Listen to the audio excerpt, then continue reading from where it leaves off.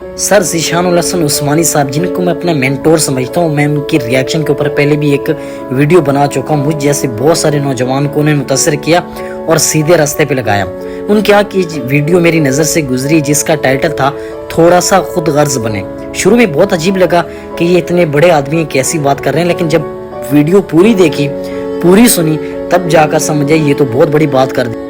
उस्मानी साहब का कहना था कि अगर आपको अपनी दीन और दुनिया बचानी है तो आपको थोड़ा सा खुद गर्ज बनना चाहिए।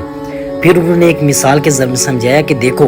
अगर आपका दुनिया में आने का कोई मकसद है, आपका कोई गोल है, आप अल्लाह को राज़ी करना चाहते हैं, आप जन्नत को पाना चाहते हैं, तो आपको खुद गर्जी से काम लोगा। एग्जाम्पल समझिए, आप कोई काम कर रहे हैं, दुनियावी काम है, इधर से नमाज का टाइम हो जाता है, अजान आती है, तो अगर आप अजान के साथ, दीन के साथ खुद गर्जी से काम नहीं लेंगे तो आप अपने काम में मगन रहेंगे, आप नमाज को छोड़ देंगे, हालांकि नमाज तो बहुत बड़ा काम है। इसी तरीके से अगर आपको अपना दीन बचाना है तो उस वक्त आपको नमाज पढ़ने के लिए खुद गर्जी से काम लेना होगा। दैट सेकंड एग्जांपल देखिए कि अगर आप कोई काम कर रहे हैं, आपका कोई दोस्त या आपका कोई फ्रेंड आकर कहता है उठिए चलिए बाजार चलते हैं, कोई काम है, अगर आप अपने किसी मकसद के साथ नहीं बैठे, आप किसी मकसद के साथ किताब नहीं पढ़ रहे, आपका कोई गोल नहीं है, आपका कोई मिशन नहीं है, आप उठेंगे फौरन वो चीज़ स्टॉप करेंगे, आप चल पड़ेंगे। अगर आप किसी बड़े मकसद के साथ बैठे हैं तो आप उस दोस्त को रोकेंगे कि देखो रुकिए, मेरा काम कर लेने दीजिए, उसके बाद मैं आपके साथ चलूँगा। ये तब तक है जब तक आप अपने आप के साथ, अपनी सेहत के साथ, अपने गोल के साथ